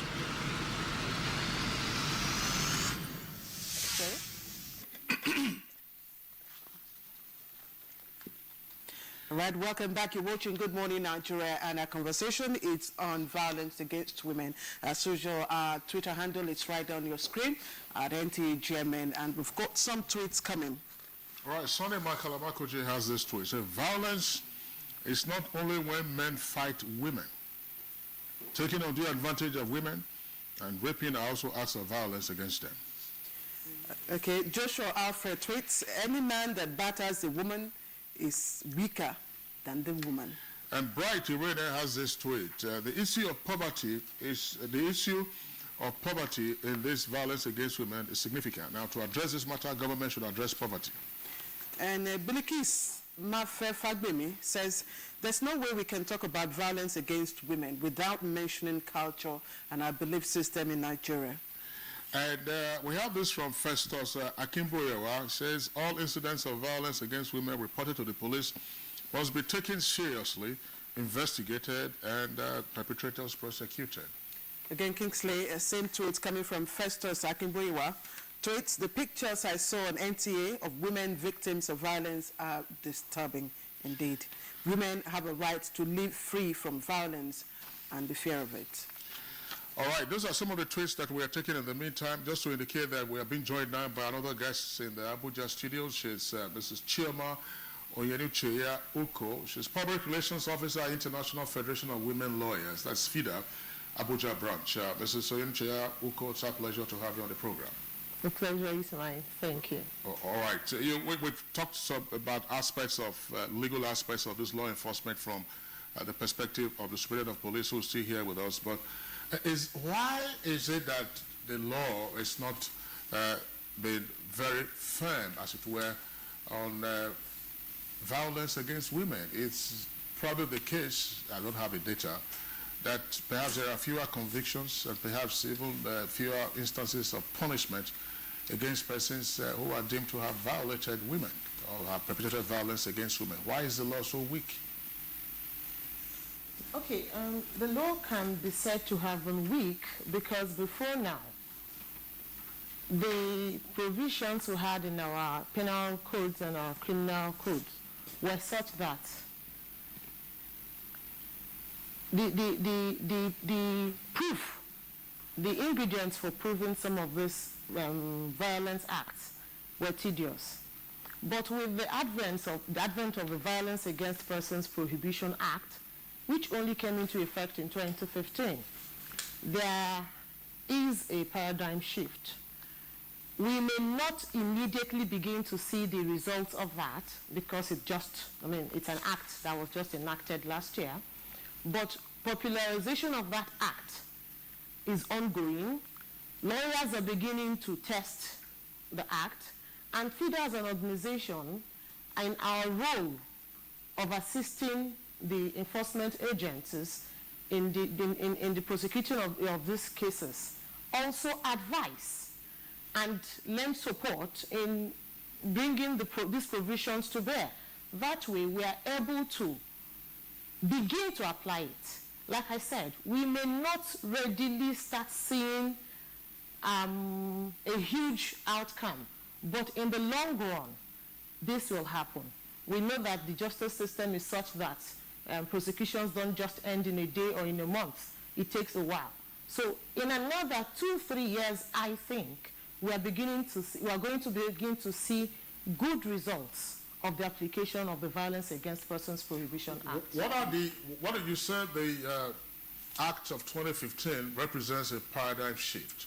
Very briefly, and for the purposes of our viewers who are watching this program, what are the ingredients of proof now required to nail a suspect or nail an accused person in this regard? Okay, I'll take a singular example of the case of rape. Before now, to prove a case of rape was quite tedious. You'd need elements of someone, was there penetration of the woman's genitalia, corroboration in some regard, and usually victims of this kind of offenses find it difficult. They're already traumatized, as it were. Some of them may not readily go to the hospital to preserve evidence of what happened. But with the Violence Against Persons Act, it is no longer required that it must be the penetration of a woman's genitalia, as it were. Any form of penetration of any person, whatever organ of the body you penetrate. We have emerging trends of sexual abuse that are no longer what we used to hear or what we used to know. We have people using other body parts and objects to assault the human body in other ways. So with that now, a case of rape does not necessarily have to be a man penetrating a woman's sexual organ. It doesn't have to be that strictly. Any form of penetration that is sexual, whether it is anal, however it is, that it is sexual, becomes rape as we have it in the VAT Act now. So it makes the proof easier than it used to be. Okay, Mrs. Oyenuche, even where the ingredients of proof are evidently evident, and the case manages to get to court, usually they become stagnant. We've seen a lot of NGOs, advocating against violence against women, speaking out, against, of course, the lack of attention given to some of these cases, even in the court of law. Why is it that difficult? The difficulty, will I say, We know that it is not a difficulty that is specific to issues of violence against women. Like I had alluded to earlier, our justice delivery system is not a fast-paced one, unfortunately. And this affects every other facet of maybe litigation issues. When you report to the police, before the police even go finish their investigations and then proceed on prosecution, that takes a while. When cases are filed in court, for the cases to be assigned to a court and a hearing date given, that takes another while. And in instances where the perpetrators or the accused persons are in custody, even transporting them to court to appear in their matters also have its hitches. So it is not specific to violence against women issues or violence issues. It is a problem that we have in our entire justice delivery system. Yes, but I don't mind, the general thinking that issues where you have evidence of proof should get accelerated hearing. Well, it should. I'm not a lawyer. No, yes, you're right. It should. But even that evidence will have to go through a process. You are not going to just dump the evidence on the court. You will have to follow procedure before you put your evidence forward, as it were. So it is not so much in getting the courts to agree with the evidence and rule appropriately. It is more in getting the matter to go through to a point where the evidence comes forward and judgment given. All right, Mrs. Oyenucheya Uko, thank you very much. We'll come back to you to get your closing thoughts with this conversation. But let's return to Hajia Hafsat at our Kaduna Network Center. Hajia, against the backdrop of some of the points that you guys have articulated in the course of this conversation, the last just being lack of diligent prosecution, harmful cultural practices, psychology or psychiatry of the individual, and in particular, for us in Nigeria, the lack of adequate, help centers or even shelters for women. What would you suggest in terms of increased advocacy and public enlightenment, and what else that is required to be done in order to begin to see a climb down in the figures of instances of violence against women? What I hope to see is more engagement with our traditional rulers, our religious leaders, and also all the agencies concerned. Because, we are people that respect our values, our religious values, our traditional and cultural values. So I believe that they have a very, very important role to play, most especially if we, adopt the community strategy, whereby even at the community level, we'll have like these centers or, a place where such issues can be discussed and then that awareness being created. The parents also have a very important role to play, because if your son is getting married, you need to actually sit him down and tell him what it entails to get married and his own responsibilities as well. If you have a daughter, she's getting married, you need to sit her down and also educate her on what marriage is all about. Being humble and humility does not mean that, you accept, anybody to beat you or to violate you. Maybe, you keep on respecting the man, and then it reaches a stage whereby, you don't want to respect him anymore, because it cannot be a continuous process. That is why maybe we also have this high rate of divorce in northern Nigeria, and we're also talking about it. A lot of these early marriages, they don't go through counseling, either by the parents or, the traditional institution or the cultural institution or even the religious institution. Because religiously, you're not even supposed to beat a woman. Islamically, you're not supposed to beat a woman. There's a whole chapter in the Quran that actually talks about how you should take care of a woman, how you should pamper her, how you should respect her. So, being humble and keeping quiet will not actually solve the the problem. So I believe that, when we come together as civil society organization, engaging the traditional rulers, the religious leaders, and all the security agencies, I believe that we can forge ahead. But at the same time, sometimes people feel so, dejected when they take their cases, and then you find out that maybe the person is well off, and then, the case just die like that. Or the problem, is being apportioned to the woman, more than the man. So you find that, women actually don't want to talk, and they just decide to say, okay, I've left everything to God. But we don't want it that way. We want justice. We want, everybody to have, fair hearing, and also to ensure that no matter how high you are, because there are even women that are in high positions that are being battered by men.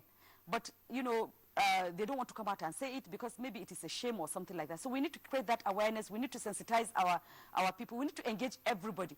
Everybody has a role to play. Our lawmakers, they have a role to play. Having the law in place and not implementing it, it's another problem for us, because everybody must be, allowed to face the consequences when you, violate any person, whether a man or a woman. So I believe that we need to have serious engagement. I'm happy that the media is also helping us, because the media is taking our voices where our feet cannot go. People are listening to us, and they are watching us, and we keep talking about it. So the media is also helping us, and it's very important that we continue to engage the media at any level whatsoever. At the local government level, at the state level, at the federal level, we should engage the media, the local media, the international media. Wherever we find ourselves, we should be able to talk about it, so that those that don't have a voice, we should be able to give them voice, because we are their hope. We are their voice. So we should be able to come together and ensure that we talk about it, and ensure that justice is done to whoever, is being violated. Hajia Mohammed Baba, thank you. But just my last question to you. We know that some cultures frown against separation or divorce, just as much as, some religions, I know. So for women victims, of violence, apart from, maybe seeking help, legal help, where that is not forthcoming, what would be your next advice? Advice is also, between the two parents, because marriage takes place between two people. So there are parents of the man and the parents of the woman. And also that is why I said our traditional rulers, because these are people who also respect in the society.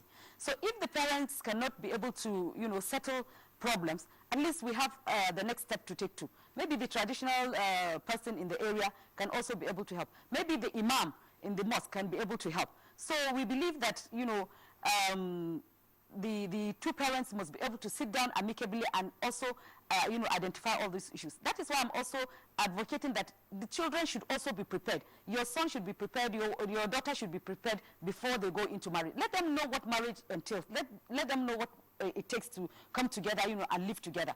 And also to be patient and, respect each other. Because, we don't condone divorce, actually. But in the case where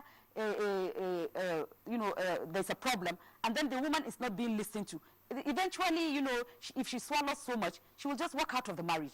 And that is exactly what we do not want. So we believe that talking is very important, because when you talk about it, then you find solution to the problem. But when you keep swallowing it, that is why we have our women being hypertensive, having so many diseases and so on and so forth.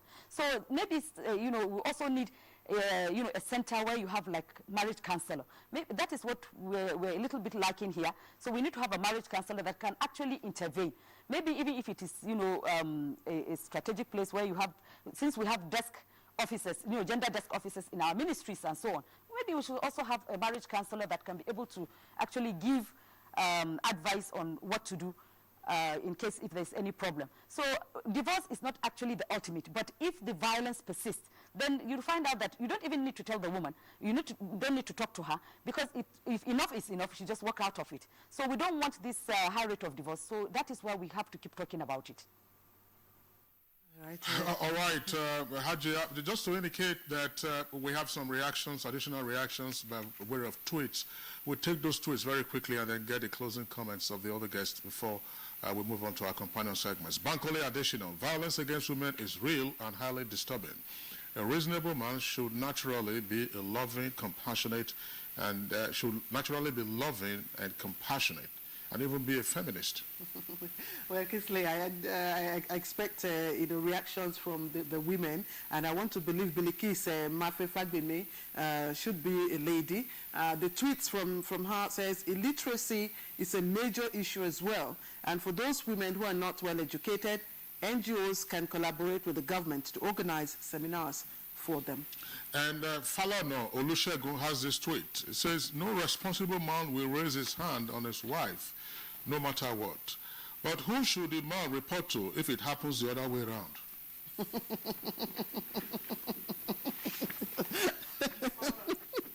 Well, Claire, my colleague is... I'm sorry. Well, we will address that shortly. But again, Bilikis Mafe Fagbemi has another tweet. All measures put in place must be reviewed to ensure efficiency delivery of service. Now, and women must also speak up to support one another. Well, this is from, there's a tweet here, by the way. I mean, Bright Irena is following up along the trajectory of Falana Olusegun, which says, what about women raising their hands on their husbands in the presence of their children? Is this correct? That's... the guest here will respond to that, but finally we have Esther Bassi, and Esther is tweeting, women that are violated most of the time don't necessarily need justice. They also need psychological healing. All right, okay, let me quickly take it. Let me just take it. Now, Kingsley raised that issue that even before the commencement of this discussion. We're talking about violence against women, but there were stories, especially in Lagos, of a woman, a younger wife, in fact, that hacked to death her husband, who is much older. So we have situations also like that. Let me begin with SP. The provision of this act goes beyond women. It says persons. So already there is the platform for whether a man or a woman to seek redress where they have been violated. There is a platform for that. Okay. But, you see, we are talking about violence against women because it has reached a pandemic level. For the men, we have maybe 1, 2, or 3, 4, 5. We can count them. But for the women, it's like a normal thing now. So that's why we are raising this awareness. Not because we don't know that there's the other way too. The man could be violated, but it's not as bad as that of the woman. That is why we have this international effort. Well, that's right. Let's get the views of Mrs. Oyuchia. I mean, it's not. Yeah, the point is, it's not to justify. I mean, what is happening, but from the tweets that we have seen, there are other forms of psychological torture. I mean, denial of comfort, for instance. You also had instances of a weaker person say, look, what alternative do I do? And you have all kinds of things that have happened. But from your perspective, what needs to be done in terms of enlightening members of the public with regard to the provisions of the law that they could take advantage of? What we're doing presently is part of it.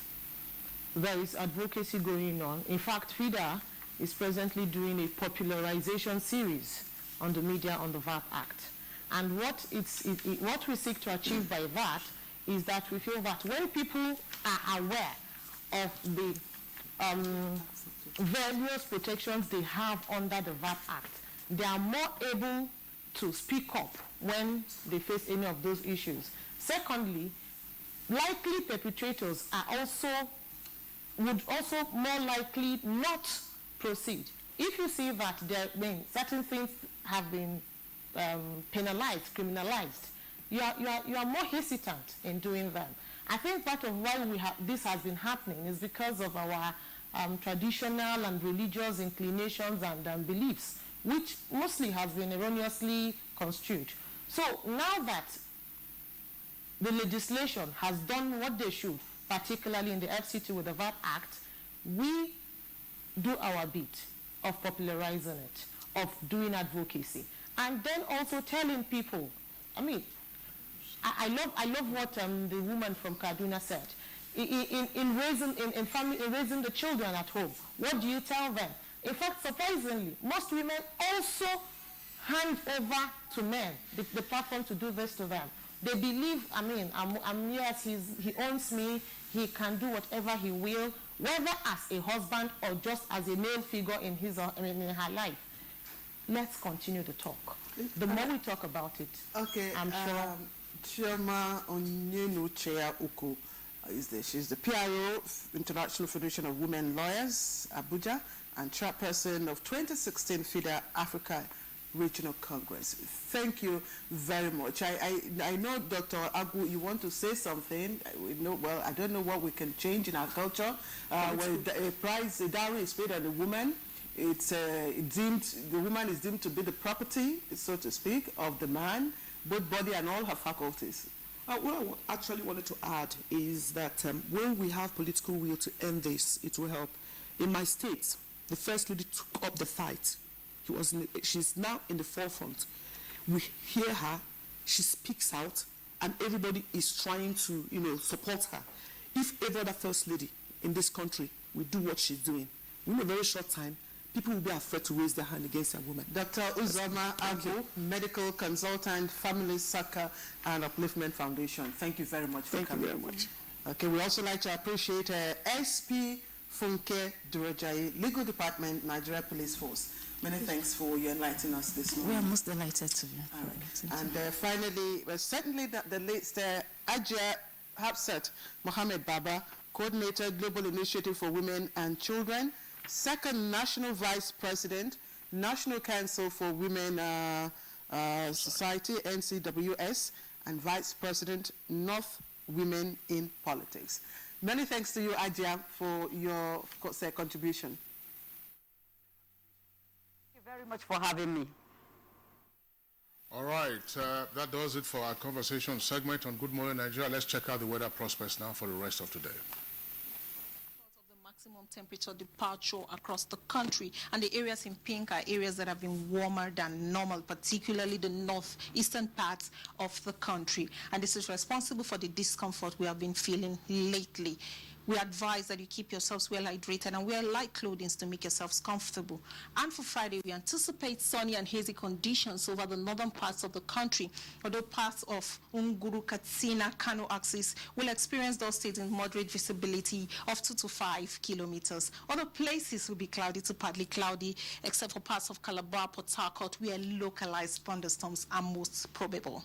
Later in the afternoon, we anticipate localized thunderstorms over Ogoja Ikom axis and the coastal cities.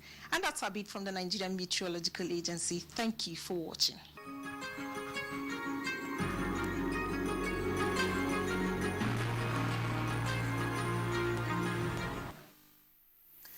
All right, that was Blessing Agabio of the weather woman from the Weather Center. Thank you. And that's our program for today. We look forward to having you again on Monday. Do have a pleasant day and pleasant weekend. I am Claire Dilab Abdul-Razak. Bye for now. And I'm Kingsley Osadola. I joined my colleague Claire. Thank you for being with us. It's from the 5th of November, by the way. That's a month to Christmas. And we hope you enjoy your weekend. Before then, have